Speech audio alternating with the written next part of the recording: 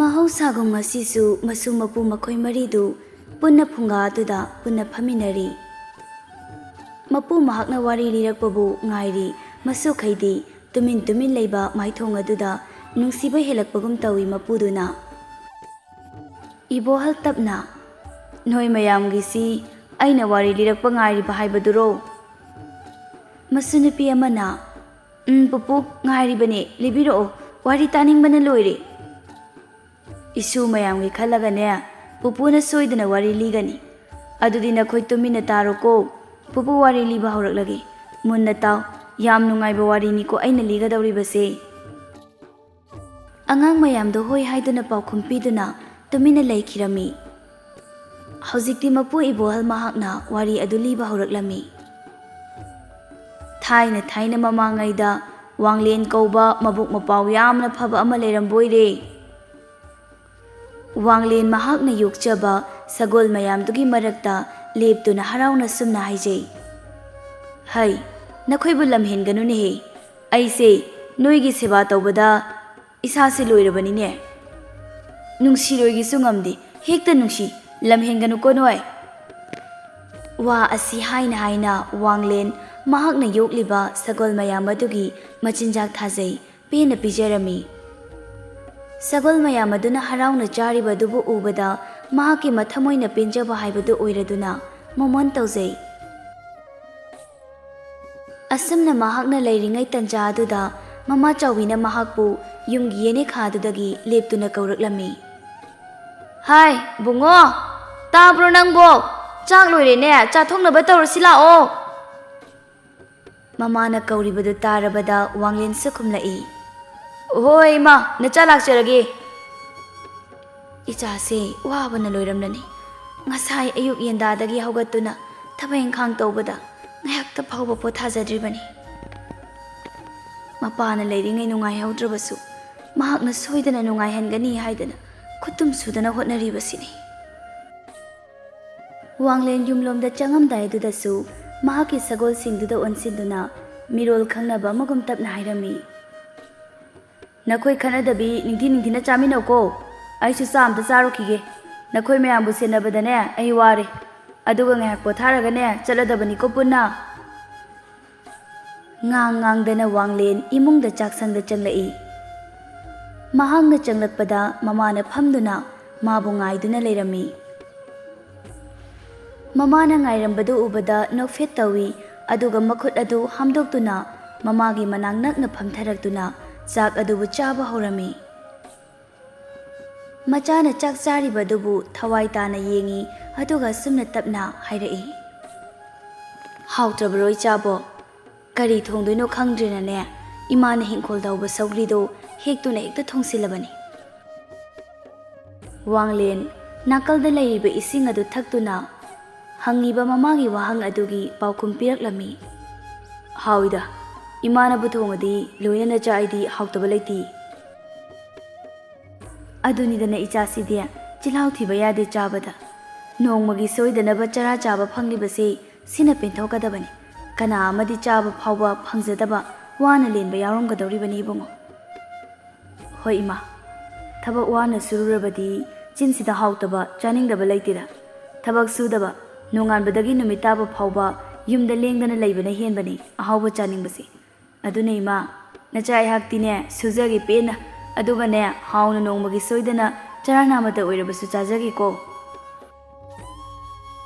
ꯃꯆꯥꯒꯤ ꯋꯥꯍꯩ ꯃꯃꯥ ꯑꯣꯏꯔꯤꯕꯤ ꯃꯍꯥꯛ ꯌꯥꯝꯅ ꯄꯦꯟꯖꯩ, ꯑꯗꯨꯅ ꯃꯣꯃꯣꯟ ꯇꯧꯏ, ꯑꯗꯨꯒ ꯑꯃꯨꯛꯁꯨ ꯃꯆꯥꯗ ꯃꯨꯟꯅ ꯌꯦꯡꯖ ꯇꯞꯅ ꯃꯈꯥ ꯇꯥꯏ, "ꯅꯪꯅ ꯇꯧꯔꯤꯕ ꯏꯕꯨꯡꯉꯣ, ꯅꯃꯥ ꯑꯩꯁꯦ ꯊꯕꯛ ꯑꯃꯠꯇ ꯁꯨꯍꯟꯗꯦ. ꯀꯌꯥꯗ ꯅꯨꯡꯉꯥꯏꯅ ꯊꯝꯕꯤꯔꯤꯕꯅꯣ. ꯂꯧ ꯎꯕ, ꯍꯤꯡꯈꯣꯜ ꯀꯣꯏꯕ ꯏꯆꯥꯅ ꯂꯣꯏꯅ ꯉꯝꯅꯕ ꯇꯧꯏ. ꯏꯃꯥꯅ ꯅꯪꯒꯤ ꯃꯇꯦꯡ ꯇꯧꯒꯦ ꯍꯥꯏꯕꯁꯨ ꯏꯆꯥꯅ ꯌꯥꯗꯦꯗꯣ. ꯅꯠꯇꯦ, ꯅꯪꯅ ꯁꯒꯣꯜ ꯃꯌꯥꯝ ꯑꯃ ꯂꯣꯏꯔꯤꯕꯁꯤꯕꯨ ꯀꯥꯟꯅꯈꯤꯒꯗ꯭ꯔꯅꯦ? ꯁꯒꯣꯜ ꯂꯣꯏꯕꯒꯤ ꯃꯍꯨꯠꯇ ꯅꯪꯕꯨ ꯁꯟꯕꯤ ꯑꯆꯧꯕ ꯑꯅꯤꯈꯛ ꯂꯣꯏꯕꯅ ꯐꯔꯣꯏꯗ꯭ꯔꯣ? ꯁꯒꯣꯜ ꯍꯥꯏꯁꯤꯗꯤꯅꯦ ꯑꯃꯃꯝꯇ ꯑꯣꯏꯔꯕꯁꯨ ꯈꯨꯜꯁꯤꯗ ꯂꯩꯔꯤꯕ ꯌꯨꯝꯊꯣꯡ ꯈꯨꯗꯤꯡꯗ ꯂꯣꯏꯅ ꯂꯣꯏꯅꯕꯒꯨꯝꯕ ꯇꯧꯏꯗꯣ." ꯋꯥꯡꯂꯦꯟ ꯃꯍꯥꯛꯅ ꯁꯒꯣꯜ ꯂꯣꯏꯕ ꯑꯁꯤ ꯁꯒꯣꯜ ꯑꯁꯤꯕꯨ ꯌꯣꯟꯗꯨꯅ ꯁꯦꯜ ꯌꯥꯝꯅ ꯐꯪꯅꯕ ꯅꯠꯇꯦ. ꯃꯍꯥꯛꯀꯤ ꯑꯣꯏꯕ ꯋꯥꯈꯜꯂꯣꯟ ꯑꯃꯗ ꯃꯍꯥꯛꯅ ꯁꯒꯣꯜꯕꯨ ꯌꯥꯝꯅ ꯅꯨꯡꯁꯤꯖꯩ.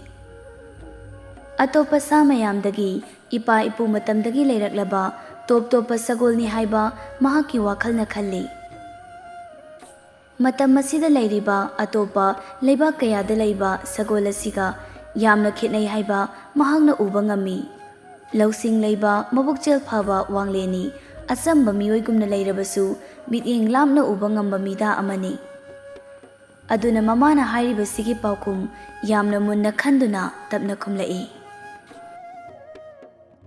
ꯆꯨꯝꯃꯤ ꯏꯃꯥ, ꯁꯒꯣꯜ ꯑꯁꯤ ꯂꯣꯏꯕꯗꯒꯤ ꯁꯟꯕꯤ ꯑꯆꯧꯕ 2 ꯂꯣꯏꯕꯅ ꯁꯦꯜ ꯌꯥꯝꯅ ꯐꯪꯏ꯫ ꯏꯃꯨꯡ ꯑꯁꯤ ꯍꯦꯟꯅ ꯆꯥꯎꯈꯠꯀꯅꯤ ꯍꯥꯏꯕ꯫ ꯑꯗꯨꯕꯨ ꯂꯩꯕꯥꯛ ꯑꯁꯤꯗ ꯂꯩꯔꯤꯕ ꯃꯤꯌꯥꯝꯅ ꯁꯒꯣꯜ ꯑꯁꯤ ꯅꯨꯡꯁꯤꯗꯨꯅ ꯌꯨꯝꯗ ꯑꯃꯃꯝꯗꯒꯤ ꯍꯦꯟꯅ ꯂꯣꯏꯗꯦ꯫ ꯂꯩꯕꯥꯛ ꯅꯤꯡꯊꯧ ꯑꯁꯤ ꯐꯥꯎꯕ ꯂꯣꯏꯗꯕ ꯌꯥꯗꯦ ꯈꯟꯗꯨꯅ ꯁꯒꯣꯜ ꯑꯉꯧꯕ 2ꯈꯛ ꯂꯣꯏ ꯍꯥꯏꯕ ꯃꯤꯌꯥꯝ ꯄ꯭ꯔꯖꯥ ꯄꯨꯝꯕꯅ ꯈꯪꯏ꯫ ꯑꯗꯨꯕꯨ ꯏꯃꯥ, ꯅꯆꯥ ꯑꯩꯍꯥꯛꯇꯤ ꯀꯩꯒꯤꯅꯣ ꯈꯪꯗꯦ ꯁꯒꯣꯜ ꯑꯁꯦ ꯌꯥꯝ ꯅꯨꯡꯁꯤ꯫ ꯑꯩꯕꯨ ꯄꯣꯛꯄ ꯄꯟꯊꯧꯅ ꯍꯥꯏꯔꯝꯕ ꯋꯥꯍꯩ ꯑꯃ ꯅꯆꯥꯒꯤ ꯊꯃꯣꯏꯗ ꯀꯣꯛꯄ ꯉꯝꯖꯗꯦ꯫ ꯅꯆꯥꯒꯤ ꯊꯃꯣꯏꯗ ꯐꯨꯛꯄ ꯉꯝꯖꯗꯕ ꯎꯖꯥꯎ ꯑꯃꯒꯨꯝ ꯆꯞ ꯌꯨꯡꯅ ꯂꯩꯍꯧꯔꯤꯌꯦ꯫ ꯑꯗꯨꯅꯅꯤ ꯅꯆꯥ ꯑꯩꯅ ꯁꯒꯣꯜ ꯑꯁꯤꯕꯨ ꯌꯥꯝꯅ ꯅꯨꯡꯁꯤꯖꯔꯤꯕ꯫ ꯆꯥꯎꯕꯤ ꯃꯆꯥꯅ ꯃꯄꯥ ꯄꯜꯂꯛꯄꯁꯤꯗ ꯃꯆꯥꯗ ꯀꯔꯤꯅꯣ ꯍꯥꯏꯕꯒꯨꯝ ꯉꯛꯅ ꯌꯦꯡꯉꯤ, ꯇꯞꯅ ꯍꯥꯏꯔꯛꯏ꯫ ꯀꯨꯏꯔꯕ ꯃꯇꯝ ꯑꯁꯤꯗ ꯏꯆꯥꯒꯤ ꯆꯤꯟ ꯑꯗꯨꯗꯒꯤ ꯅꯣꯡꯃꯇ ꯄꯟꯈꯤꯗ꯭ꯔꯕ ꯋꯥ ꯑꯃ ꯍꯥꯏꯔꯛꯂꯤꯕꯁꯤꯕꯨ ꯀꯔꯤꯅꯣ? ꯍꯥꯏꯌꯨ, ꯅꯃꯥ ꯑꯩꯉꯣꯟꯗ ꯍꯥꯏꯌꯨ꯫ ꯅꯪꯕꯨ ꯄꯣꯛꯄ ꯄꯟꯊꯧꯅ ꯏꯆꯥꯅ ꯀꯔꯤ ꯍꯥꯏꯔꯝꯂꯤꯕ ꯍꯥꯏꯕꯗꯣ ꯅꯃꯥ ꯑꯩꯁꯨ ꯈꯪꯏ꯫ ꯅꯪꯕꯨ ꯄꯣꯛꯄ ꯄꯟꯊꯧꯅ ꯀꯌꯥꯒꯤ ꯃꯇꯤꯛ ꯁꯒꯣꯜ ꯀꯥꯡꯖꯩ ꯁꯥꯟꯅꯕꯁꯤꯕꯨ ꯄꯥꯝꯖꯩ ꯍꯥꯏꯕ꯫ ꯋꯥꯡꯂꯦꯟ ꯃꯈꯣꯜ ꯑꯗꯨ ꯅꯤꯛꯂꯞ ꯑꯁꯨꯝꯅ ꯍꯥꯏꯔꯛꯏ꯫ ꯑꯩꯅ ꯑꯉꯥꯡ ꯑꯣꯏꯔꯤꯉꯩ ꯏꯄꯥꯅ ꯐꯃꯨꯡꯊꯛꯇ ꯇꯥꯗꯨꯅ ꯑꯣꯟꯅ ꯊꯣꯏꯅ ꯆꯩꯅꯥ ꯈꯥꯡꯗꯨꯅ ꯂꯩꯔꯤꯉꯩ ꯃꯆꯥ ꯑꯩꯉꯣꯟꯗ ꯅꯨꯡꯁꯤꯅ ꯌꯦꯡꯗꯨꯅ ꯑꯁꯨꯝꯅ ꯍꯥꯏꯔꯝꯃꯤ꯫ ꯍꯥꯏꯔꯝꯕ ꯋꯥꯍꯩꯗꯣ ꯉꯁꯤꯁꯨ ꯃꯆꯥ ꯑꯩꯅ ꯅꯥꯀꯣꯡ ꯑꯁꯤꯗ ꯅꯤꯟꯗꯨꯅ ꯂꯩꯔꯤ, ꯀꯥꯎꯕꯁꯨ ꯂꯩꯇꯦ꯫ ꯏꯄꯥꯒꯤ ꯏꯕꯨꯡꯉꯣ ꯋꯥꯡꯂꯦꯟ, ꯌꯦꯡꯉꯨ, ꯅꯄꯥ ꯑꯩꯁꯦ ꯉꯁꯤ ꯍꯌꯦꯡ ꯇꯝꯕ ꯉꯝꯗ꯭ꯔꯦ꯫ ꯀꯌꯥꯝ ꯀꯨꯏꯔꯦ ꯐꯃꯨꯡ ꯑꯁꯤꯗ ꯂꯩꯔꯛꯏꯕ꯫ ꯏꯄꯥꯒꯤ ꯃꯇꯝ ꯍꯥꯏꯕꯗꯣ ꯂꯣꯏꯗꯧꯔꯕ ꯃꯥꯜꯂꯦ꯫ ꯑꯉꯥꯡ ꯑꯣꯏꯔꯤꯕ ꯋꯥꯡꯂꯦꯟ ꯃꯄꯥꯒꯤ ꯑꯁꯨꯛ ꯅꯨꯡꯉꯥꯏꯇꯅ ꯍꯥꯏꯕ ꯋꯥꯍꯩꯗ ꯃꯊꯧꯅꯥ ꯂꯣꯏꯅ ꯍꯟꯊꯈ꯭ꯔꯦ, ꯄꯨꯛꯅꯤꯡ ꯋꯥꯈꯜ ꯂꯣꯏꯅ ꯁꯣꯟꯊꯈ꯭ꯔꯦ꯫ ꯑꯗꯨꯅ ꯀꯞꯂꯤ ꯃꯈꯣꯜ ꯊꯣꯛꯇ ꯃꯄꯥꯒꯤ ꯑꯃꯛꯄ ꯅꯨꯡꯉꯥꯏꯇꯕ ꯃꯥꯏꯊꯣꯡꯗꯨꯕꯨ ꯌꯦꯡꯗꯨꯅ ꯀꯞꯇꯨꯅ ꯁꯨꯝꯅ ꯈꯨꯝꯃꯤ꯫ ꯀꯩꯒꯤꯅꯣ ꯄꯟꯊꯧ ꯅꯪꯅ ꯑꯗꯨꯝꯅ ꯍꯥꯏꯔꯤꯕ? ꯅꯪ ꯀꯩꯁꯨ ꯇꯧꯔꯣꯏꯌꯦ, ꯅꯪ ꯅꯥꯕ ꯐꯔꯗꯣꯏꯅꯤ꯫ ꯏꯃꯥꯒ ꯑꯩꯒ ꯂꯩꯔꯤꯕꯁꯤꯗꯤ꯫ ꯌꯦꯡꯉꯣꯏ, ꯃꯤꯑꯣꯏꯕꯒꯤ ꯄꯨꯟꯁꯤꯗꯤ ꯅꯣꯡꯗꯝ ꯅꯥꯏꯕ ꯅꯠꯇꯦ꯫ ꯑꯗꯨꯅ ꯍꯤꯡꯂꯤꯉꯩ ꯃꯇꯝꯗ ꯑꯐꯕ ꯊꯕꯛ ꯊꯧꯔꯝ ꯇꯧ꯫ ꯃꯤꯅ ꯅꯨꯡꯉꯥꯏꯔꯣꯏꯗꯕ ꯀꯩꯗꯧꯅꯨꯡꯗ ꯇꯧꯕ ꯌꯥꯗꯦꯀꯣ꯫ ꯅꯁꯥꯅ ꯐꯠꯇꯕ ꯇꯧꯔꯦꯗꯅ ꯃꯗꯨꯒꯤ ꯃꯍꯩ ꯅꯁꯥꯅ ꯐꯪꯒꯅꯤ꯫ ꯑꯗꯨꯅ ꯑꯐꯕ ꯋꯥꯈꯜꯅ ꯑꯍꯥꯟꯕꯗ ꯃꯃꯥꯡ ꯊꯥꯒꯗꯕꯅꯤ꯫ ꯃꯤꯅ ꯐꯠꯇꯕ ꯇꯧꯔꯛꯂꯦꯗꯅ ꯃꯥꯟꯅꯔꯨꯅꯨ꯫ ꯃꯈꯣꯏꯁꯨ ꯅꯣꯡꯃꯗꯤ ꯏꯁꯣꯔꯅ ꯃꯗꯨꯒꯤ ꯆꯩꯅꯥ ꯁꯣꯏꯗꯅ ꯐꯪꯉꯛꯀꯅꯤ꯫ ꯍꯣꯏ ꯄꯟꯊꯧ, ꯅꯆꯥ ꯂꯣꯏꯅ ꯈꯪꯖꯩꯌꯦ꯫ ꯑꯩ ꯐꯠꯇꯕ ꯊꯕꯛ ꯇꯧꯔꯣꯏ꯫ ꯍꯌꯦꯡ ꯑꯩꯅ ꯆꯥꯎꯔꯕꯀꯥꯟ ꯏꯃꯥꯒ ꯏꯄꯥꯒ ꯅꯨꯡꯉꯥꯏꯅ ꯊꯝꯗꯣꯏꯅꯦ꯫ ꯏꯄꯥ, ꯅꯪꯁꯨ ꯀꯩꯁꯨ ꯇꯧꯔꯣꯏꯌꯦ꯫ ꯑꯋꯥꯕ ꯃꯔꯛꯇ ꯃꯄꯥ ꯃꯍꯥꯛꯇꯨ ꯋꯥꯅ ꯃꯣꯃꯣꯟ ꯅꯣꯛꯆꯩ꯫ ꯃꯄꯥ ꯃꯆꯥꯒꯤ ꯃꯇꯧꯗꯨ ꯊꯣꯡꯖꯤꯜ ꯑꯗꯨꯗ ꯉꯥꯊꯗꯨꯅ ꯐꯤꯖꯤꯅ ꯃꯆꯤꯟ ꯃꯦꯟꯗꯨꯅ ꯀꯞꯇꯨꯅ ꯂꯩꯔꯤ ꯃꯃꯥ ꯑꯣꯏꯔꯤꯕꯤ ꯆꯥꯎꯕꯤ ꯃꯍꯥꯛꯇꯤ꯫ ꯃꯄꯥ ꯃꯆꯥꯒꯤ ꯃꯇꯧꯗ ꯋꯥ ꯑꯃꯠꯇ ꯍꯥꯏꯕ ꯉꯝꯗꯦ꯫ ꯅꯃꯥ ꯑꯁꯤ ꯅꯨꯡꯉꯥꯏꯕ ꯃꯁꯛ ꯈꯪꯖꯗ꯭ꯔꯕꯅꯤ꯫ ꯅꯪꯅ ꯑꯃꯨꯛꯇ ꯅꯨꯡꯉꯥꯏꯍꯜꯂꯧꯀꯣ꯫ ꯑꯗꯨꯒꯅꯦ ꯋꯥꯡꯂꯦꯟ, ꯏꯄꯥꯅ ꯊꯝꯂꯝꯕ ꯁꯒꯣꯜ ꯑꯉꯥꯡꯕꯤ ꯑꯁꯤ ꯅꯪꯅ ꯆꯥꯎꯅꯕ ꯌꯣꯛꯎ꯫ ꯃꯥꯂꯦꯝꯗ ꯑꯇꯥꯡꯕꯅꯤ꯫ ꯑꯗꯨꯅꯅꯤ ꯁꯒꯣꯜꯕꯨ ꯅꯪꯅ ꯂꯨꯅ ꯇꯧ꯫ ꯀꯥꯟꯅꯐꯝ ꯈꯪꯗꯦ ꯍꯥꯏꯗꯅ ꯅꯣꯡꯃ ꯁꯣꯏꯗꯅ ꯁꯒꯣꯜꯁꯤꯡ ꯑꯁꯤ ꯃꯌꯦꯡ ꯇꯥꯔꯛꯄ ꯌꯥꯏ꯫ ꯑꯗꯨꯕꯨ ꯏꯆꯥꯅ ꯌꯣꯛꯈꯠꯂꯨ, ꯃꯁꯤꯒꯤ ꯀꯥꯟꯅꯐꯝ ꯁꯣꯏꯗꯅ ꯐꯪꯒꯅꯤꯀꯣ꯫ ꯍꯣꯏ ꯍꯥꯏꯗꯨꯅ ꯑꯉꯥꯡ ꯑꯣꯏꯔꯤꯕ ꯋꯥꯡꯂꯦꯟ ꯃꯄꯤꯇꯅ ꯍꯣꯏ ꯍꯥꯏꯕꯒꯨꯝ ꯃꯀꯣꯛ ꯑꯗꯨ ꯅꯣꯝꯗꯨꯅ ꯃꯄꯥꯗ ꯌꯦꯡꯗꯨꯅ ꯂꯩ꯫ ꯅꯨꯃꯤꯠ ꯑꯗꯨꯗꯒꯤ ꯃꯍꯥꯛꯄꯨ ꯄꯣꯛꯄ ꯄꯟꯊꯧ ꯂꯥꯏꯔꯝꯂꯦꯟꯗ ꯏꯪꯅ ꯆꯤꯛꯅ ꯂꯩꯈꯤꯔꯝꯃꯤ꯫ ꯃꯆꯥꯒꯤ ꯋꯥꯔꯤ ꯑꯗꯨꯕꯨ ꯇꯥꯔꯨꯕꯗ ꯆꯥꯎꯕꯤ ꯃꯆꯥꯗ ꯅꯨꯡꯉꯥꯏꯇꯅ ꯌꯦꯡꯗꯨꯅ ꯇꯞꯅ, ꯆꯨꯝꯃꯤ, ꯅꯪꯒꯤ ꯏꯄꯥꯅ ꯄꯥꯝꯖꯔꯝꯕ ꯍꯥꯏꯔꯝꯕ ꯑꯁꯤꯃꯛ ꯉꯁꯤ ꯏꯆꯥꯅ ꯇꯧꯔꯤ꯫ ꯏꯆꯥꯅ ꯃꯄꯥꯒꯤ ꯋꯥꯕꯨ ꯉꯥꯛꯇꯨꯅ ꯆꯠꯂꯤ꯫ ꯑꯗꯨꯕꯨ ꯏꯕꯨꯡꯉꯣ, ꯍꯧꯖꯤꯛꯀꯤ ꯃꯇꯝ ꯑꯁꯤꯗ ꯃꯁꯤꯒꯤ ꯀꯥꯟꯅꯐꯝ ꯐꯪꯉꯣꯏꯅꯦꯍꯦ꯫ ꯀꯥꯟꯅꯐꯝ ꯐꯪꯗ꯭ꯔꯕꯁꯨ ꯏꯃꯥ, ꯅꯆꯥ ꯑꯩꯒꯤ ꯄꯨꯟꯁꯤꯅ ꯂꯣꯏꯗ꯭ꯔꯤ ꯐꯥꯎꯕ ꯁꯒꯣꯜꯕꯨꯗꯤ ꯂꯨꯅ ꯆꯥꯟꯅ ꯇꯧꯔꯝꯈꯤꯒꯦ ꯍꯥꯏꯅ ꯈꯜꯂꯤ꯫ Nongmada aina thabak pumba ngamnaba tawridana. Nongma natraga nongma kanapam soidana lakani ima. Asumna mama macha anido ngahak wari watai sanaraga chak charibadu tumina puk thannaba chaminare. Aduga Wanglen mahangna magi sagol adubu loina puduna khulgi chingyada leiba lamlem adomda chatkirami. Aduga mama chawbina yumgi kupnum pumba loishinduna yumda lengdana leihori. Wanglen sagol aduga loinana sum chingyaromda lai mahangna sagol singa loinana lakpada lekai mina mabu yengduna machin khumduna nokna hoba amadi tungda wangangna hobasu yauri. Pumna mahangna loina khangi adubu urabasu mahang usinade. Taibang palgi machatni miyoiba amana afaba thabak tawba horakpada saugatpiba thawna pibiba yaude. Adubu mai paklaglaba matamda harauba pungphamdana chikna chainaba mangamdedo. Chingya taba lambi edu yaurakpada itha thajadana leikaigi ahal ama thengnarami. Ahal aduna sumna hairami. Hai, ibungo Wanglen, nangi sagol asidi phajarine he. Ama anida yoludana sel yamna phangniya. Yamankhre ni nangi sagol se. Onthoknasu masigi sebabu natomdana tawbrani nangbo. Wanglen chalambadu leptuna hangi badugi paukum nokphet tawduna khumi. Pamjaruba oibana khura loina ngamnaba hotnai haibadunida. Ipana pamjaramba oibana aishu loina ngamnaba tawre. Phai sagolbu nangna yokpase adu hairaga ngarang aina thangnaba khul asida chatpada makoigi khulgi oina ningthongna sinduna sagol kangjai sanani haina hawine. Madudi yam phaina khura aikoigi khul asigi su silabadi amuke hena phagadabani. Kuire sagol kangjai ga sanadaba. Haurakliba ngangsingse sagol kangjai sanaba kaya udreda. Aduni Wanglen khurana pamasu mangsilak tawraba top masana sibu kanbirabadi yamna phagadabani. Lai haktaktagi leiramlaba masana amanido. Phare adudi bungo nang khuraso amuk chalukhige ko. Asi hairamduna ahal adu chatkirami. Wanglen su ahal aduna chatkrabada mahaksu lamlen aduda laktuna sagol singduba thadoktuna thamle. Aduga mahak u amagi marumda phamduna tumina leirami. Wakalda sumna khalli. Hojiki khurana hairambadu aikoigi khulsigi tawrabadi kayada nungaigadawribano. Kuireda sagol mathakta phamduna khutta kangjai paiduna sagol kangjai sanakidaba. Amuktang sanarabadi kayada nungaigadabano. Asi khanduna u aduda ngathaduna tumina phamduna leirami. Nongmagi soidraba mahaki mathau amani tawribasi. Nakal amaromdana mamatongi michai marakta wana leiribi langlendi nungthil oirabasu pothapam khangdre. Mamagi isau adu phamung adudagi adumaktai mamana sauna ngangibadu mahak. Sajikna aikoidine ngahakta phawu pothaba sangdre. Yumgi bu hotnagadra isagi bu hotnagadra puba thangbaga ngamdre. Mimangdasu phattabi. Aide adumak phattabi taradabani. Mapa kanabu kiruni haibage. Ngang kolik adubu makol thokna jaksang aduda karinoma tawri. Karino imana tawribado haiduna thoraktuna hangbasu ngamjade. Hanglurabasu awarapa sai haiduna mangonda oina onsinduna thina chaibirakani khalli. Kalefu kandrefu haiduna tawriba amuksu tara imakha tana isau langibadu. Yumsidane aigi teng tawbinaba kanasu leiba nati.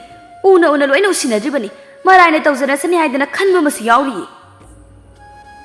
Asi haiduna chaksang adudagi sauna macha Ningolgi kada prap phingna lai. Langlena phamduna tumin leibadu ubada saptramaga loina sumna hai. Tawrisi yengone he nangi se aibu sitribra ha tana aigi nakta laktribasi aibu singnariba natro nangi se. Haina phamung thakta tasinduna phamlibi macha langlengi lumangi samdubu phoiduna makha chi. Macha langlengi masambu phoiduna makhada chingthai khangaude tawrakliba mamagi mawongduda langlen nabana loire kaptuna haijai. Ima naye amukta thadokpiyu nachada sumna tawbigano ima nacha soikhre matong tawjararoye ima amukta thadokpiyu.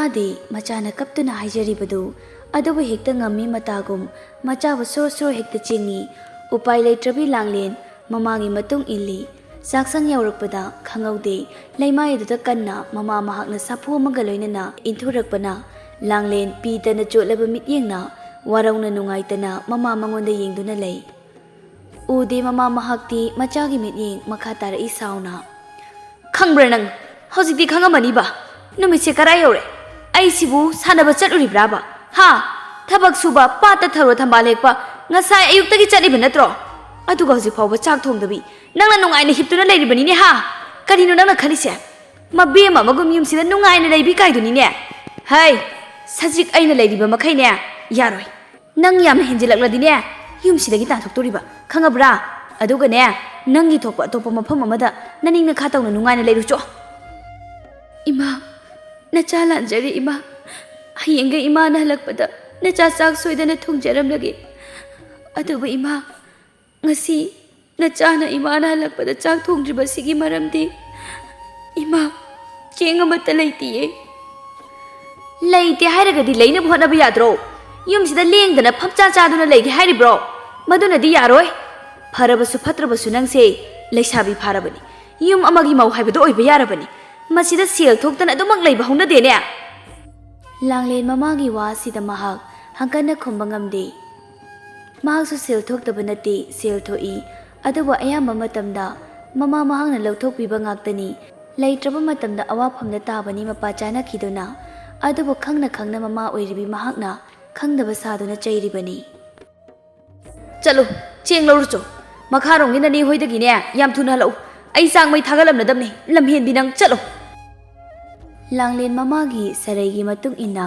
nungthil pobop asida mathwai nungaita makharomda mani hoida laklami lambi chatlibadu chumna chachai haibagi wani wakaldi atawba mada tawribani layoi khraba mamabu ngasidi mahak yamna ningsingi kapli kapli chena chana pukningda suting thajai ima kaigino nangna nacha ibu thadoktuna chalisibo nangbo mukta halakhoba baba nang nacha ibu nungsidrabro kaigino aibu thambiramlibasibo nangna imagi manak chatpada nacha ibu pubidriba karigino aibu lawba lakpiyo ai hiningdre aibu suna khoigi nanakta laihanbiro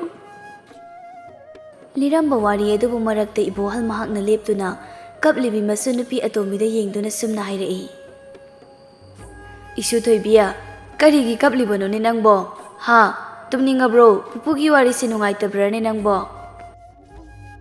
masu nupi atombi du tarakliba mapidu makon machaduna taithokchai peri peri niglap tawba khonjelda pupuwa yamna nungai wari do adu pupuwa langlen do yam nungaite ko magi mama do yam phatte ko mana masam phoiduna makhada inthubibedo ma yam naramgani ko hairakliba masugi wahaida ibohal yamna nokningli pikliba masugi wakhalda wari asibu kayagi matik chingsinduna lawriba awoiba magum khallibano haina khanbana masunupa amana amuk sanariba wari do tarabada asumna hairai hayeng pupuwa aikhoi su aikhoigi ima laitrabada kanagumba amaga laiminarabadi langlenda thina tawba dugumna makhoina aikhoibu soidana tawrakani ko aduna pupuwa kijai aikhoigi hojik lairiba ima se yamna nungsi aidi masu mayamgi wadu tarabada tamna mukhum lai ise isu sa pupuna leiribasi wari ni ne noiba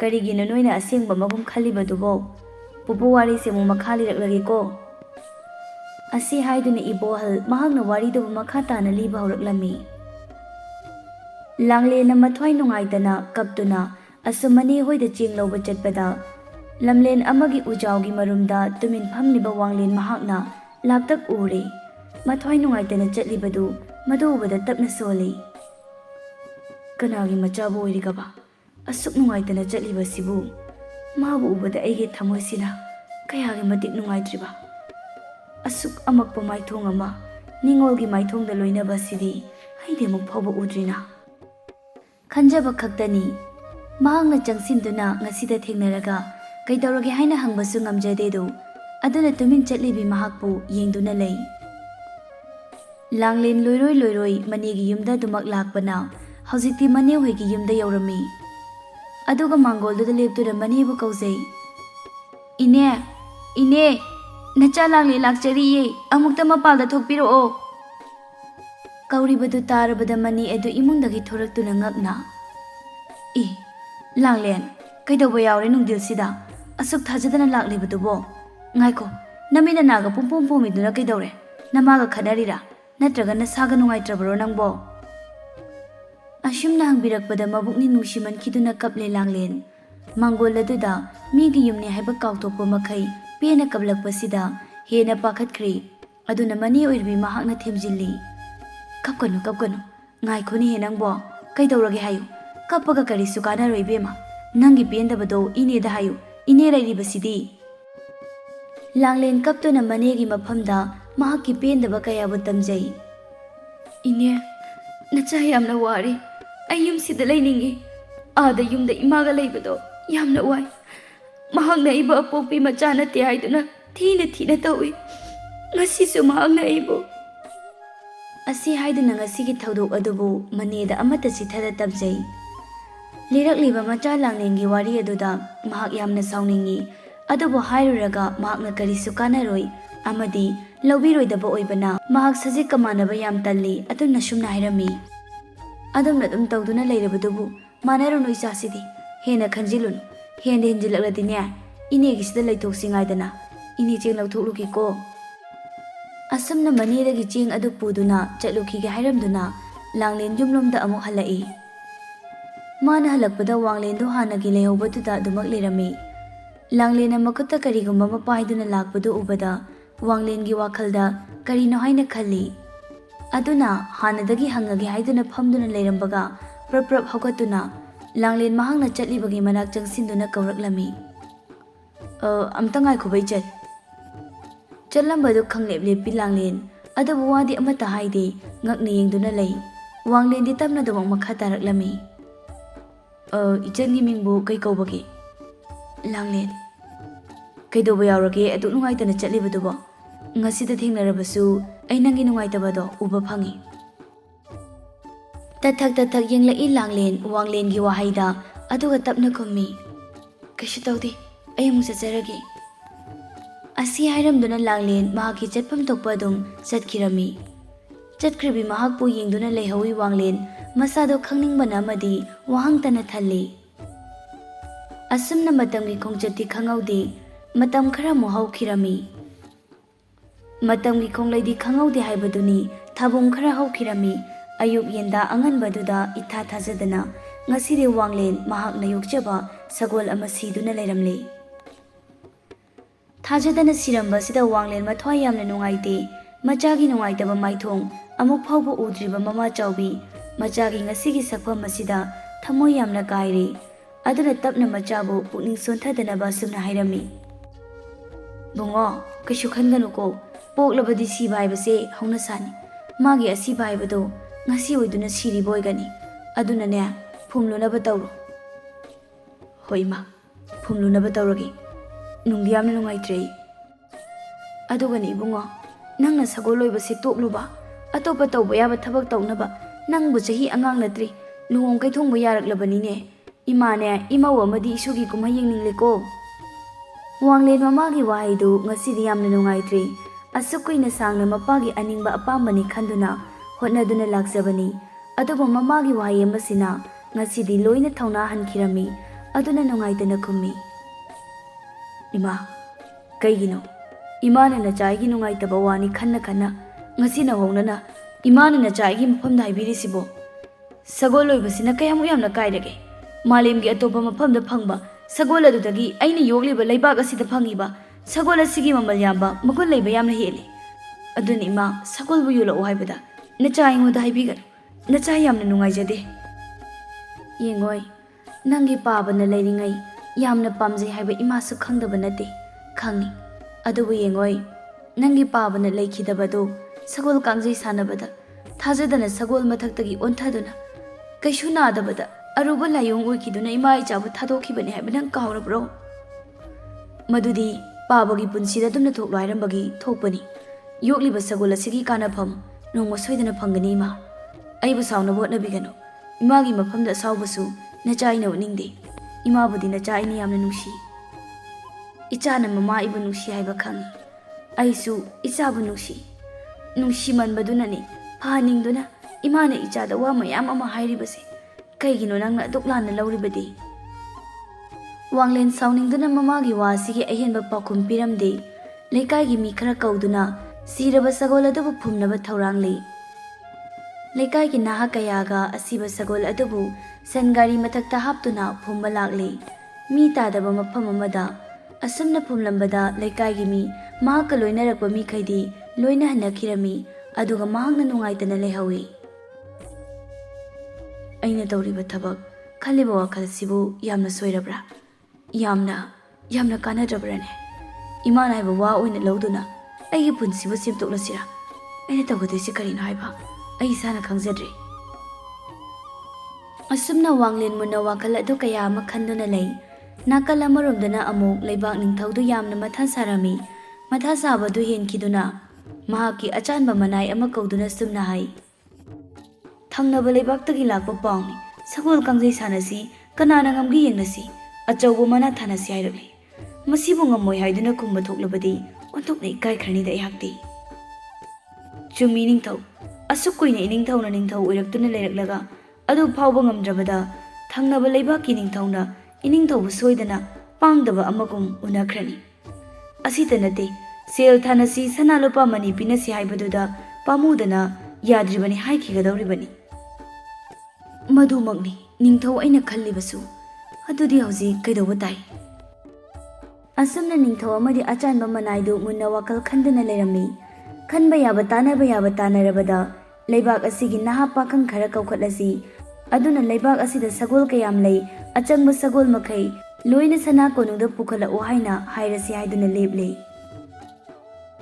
Khudakta ningthaugi yathangaduba lauthokre.